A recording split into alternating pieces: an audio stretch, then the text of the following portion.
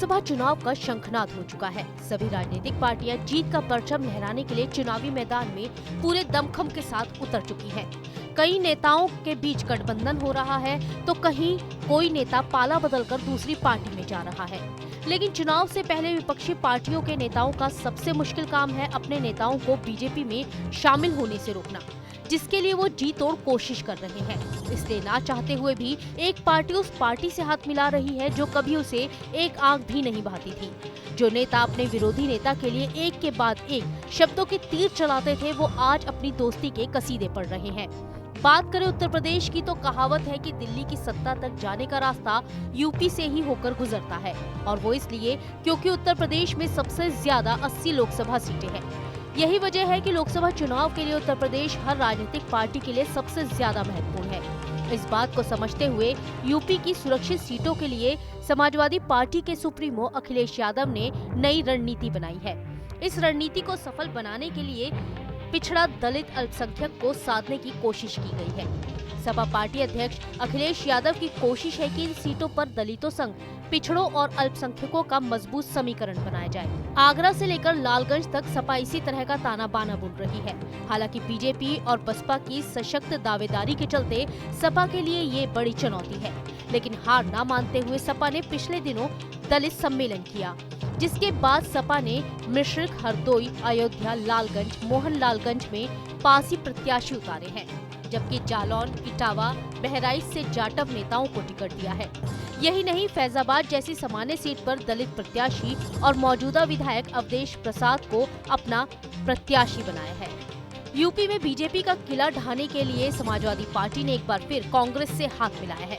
सपा को उम्मीद है कि इस बार उसे कांग्रेस के साथ गठबंधन का फायदा मिलेगा। इसलिए आगरा से बीजेपी के एसपी बघेल से मुकाबले के लिए सपा ने अब सुरेश चंद्र कदम को उतारा है। हालांकि यहां से बसपा की पूजा अमरोही भी मुकाबले में है। बुलंदशहर से बीजेपी के भोला सिंह से मुकाबला करने के लिए कांग्रेस के शिवराम वाल्मीकि सपा के सहयोग से मैदान में है, तो वहीं बसपा ने नगीना से गिरीश चंद्र को टिकट दिया है। इटावा सीट से बीजेपी के रमाशंकर कठेरिया के सामने सपा के जितेंद्र दोहरे और बसपा से सारिका सिंह बघेल के बीच संघर्ष है। हरदोई से बीजेपी के जयप्रकाश रावत के सामने सपा की उषा वर्मा प्रत्याशी हैं। हाथरस से योगी सरकार में राज्य मंत्री अनूप वाल्मीकि को टक्कर देने के लिए सपा ने जसवीर वाल्मीकि को और बसपा ने हेम बाबू धनगर को मैदान में उतारा है। बात करें जालौन की तो यहाँ बीजेपी को मात देने के लिए सपा ने नारायण दास अहिरवार और बसपा ने सुरेश चंद्रा गौतम को भानु प्रताप सिंह वर्मा के खिलाफ टिकट दिया है। कौशाम्बी सीट के लिए बीजेपी ने नीलम सोनकर को अपना प्रत्याशी बनाया है। हालांकि पिछली बार ये सीट बसपा के खाते में गई थी और नीलम यहां से हार गई थी, लेकिन इस बार फिर बीजेपी ने नीलम सोनकर पर अपना विश्वास जताया है।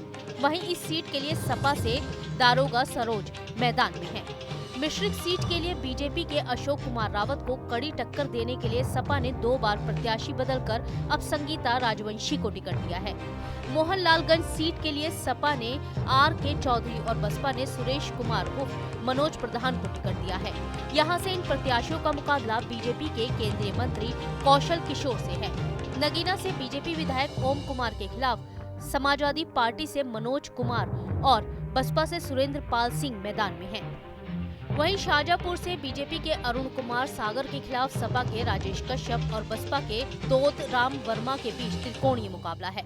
यूपी की बाराबंकी सीट के लिए बीजेपी की राजरानी रावत और कांग्रेस से तनुज पुनिया आमने सामने हैं। बहराइच जीतने के लिए बीजेपी ने अक्षयवर गौड़ का टिकट काटकर अरविंद गौड़ को प्रत्याशी बनाया है, तो वहीं रॉबर्ट्सगंज सीट से अपना दल के पकौड़ी लाल कौल ने चुनाव लड़ने की तैयारी की है।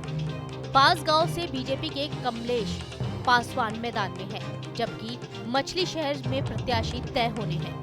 सीटों के समीकरण को देखकर कहा जा सकता है कि सिर्फ समाजवादी पार्टी ही अपनी चुनावी बिसात नहीं बिछा रही, बल्कि बीजेपी भी इस बार ऐसी गोटियां सेट कर रही है जिसके बाद पिछली बार जो सीट उसके खाते में नहीं आई थी वो इस बार आ सके, साथ ही दूसरे वर्ग को भी अपने साथ शामिल किया जा सके। चुनाव जीतने के लिए सीटों का ये समीकरण क्या रंग दिखाएगा, ये तो 4 जून को ही पता चलेगा। लेकिन कहना गलत नहीं होगा कि इस बार के चुनाव में सभी पार्टियों के बीच पहले से भी ज्यादा कांटे की टक्कर है। Team news nation.